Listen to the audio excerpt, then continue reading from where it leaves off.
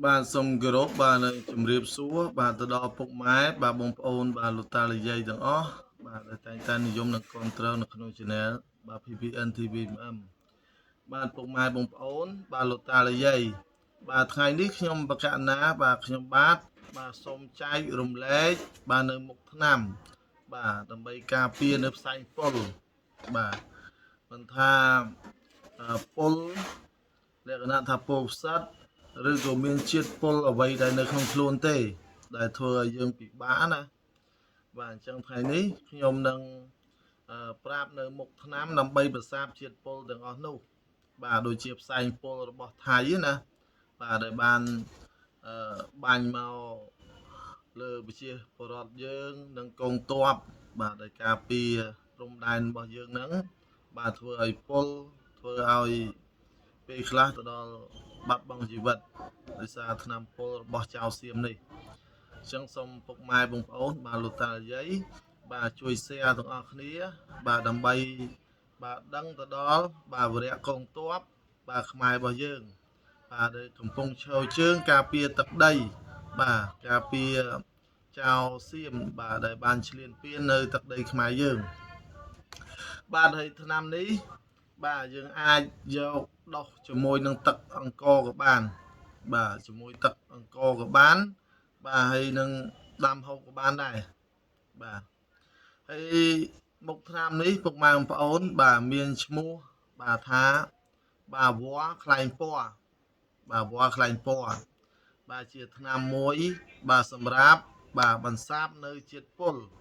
បាទមិនថាពុលឆ្នាំបាទឬក៏ពុលអ្វីទេឲ្យថាពុលព្រោះដោយសារឆ្នាំនេះបាទខ្ញុំធ្លាប់បាទជួយសង្គ្រោះបាទមនុស្សបានជាច្រើនដែរបាទដូចគាត់ថាបាញ់ឆ្នាំទៅបាទឆ្នាំសត្វល្អិតឬអីចឹងទៅវាចូលបាទជ្រាបចូលក្នុងខ្លួននោះធ្វើឲ្យអឺ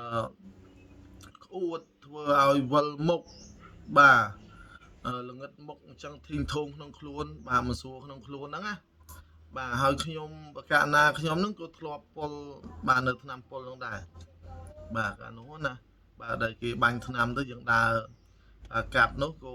ធំអាហ្នឹងក៏ពុលបាទខ្ញុំក៏យកវល្លិខ្លែងពណ៌នេះបាទយកដុសជាមួយទឹកអង្ករបាទសម្រាប់ហូបបាទប្រសាបហើយមួយទៀតគឺស្ករត្នោតបាទហ្នឹងស្ករត្នោតណា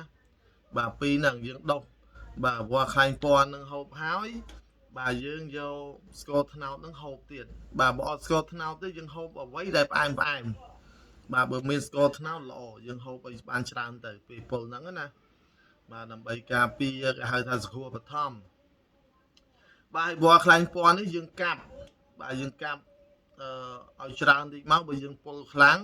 បាទបន្ទាន់យើងងាស់ធ្វើម៉េចបាទទឹក3យកទឹក1បាទឧទាហរណ៍ថា3ផ្តិលយកតែ1ផ្តិលទេបាទងាស់វាឲ្យ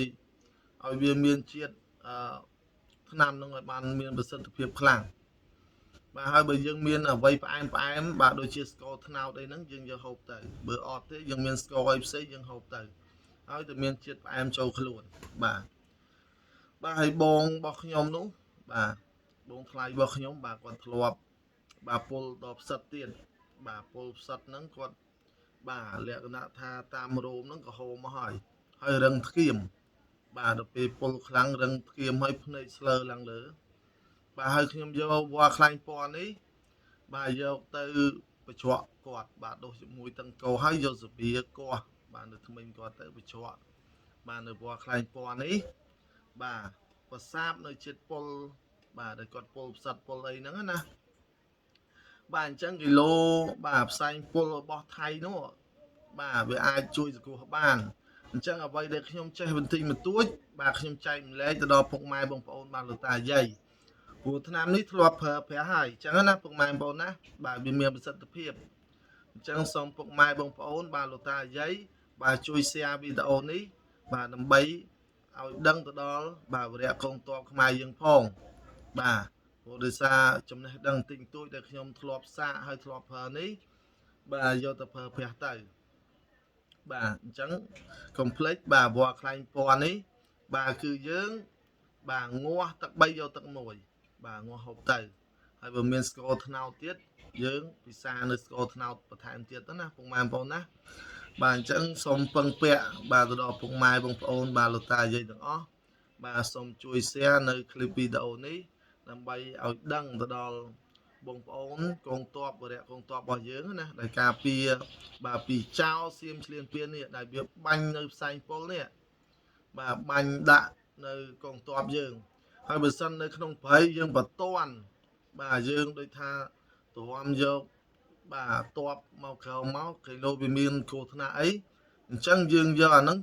ថាសគ្រូបឋមអញ្ចឹងណាពុកម៉ែបងប្អូនណាបាទហូបទៅបាទខ្ញុំសឹងថាធានា 100% ហ្មងបាទថ្នាំនេះបាទព្រោះធ្លាប់ព្យាបាល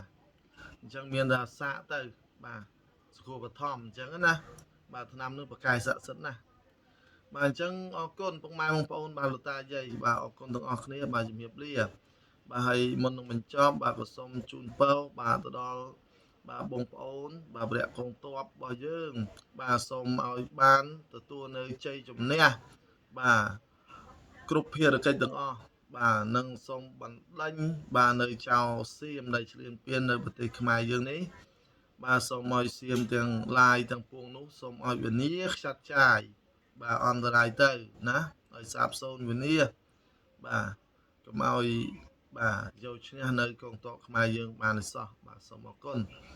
បាទអញ្ចឹងអរគុណអញ្ចឹងពុកម៉ែបងប្អូនបាទជួយចែកម្លែកវីដេអូនេះផងបាទសូមអរគុណជំរាបលាបាទជួបគ្នានៅបាទវីដេអូក្រោយទៀតបាទអរគុណច្រើន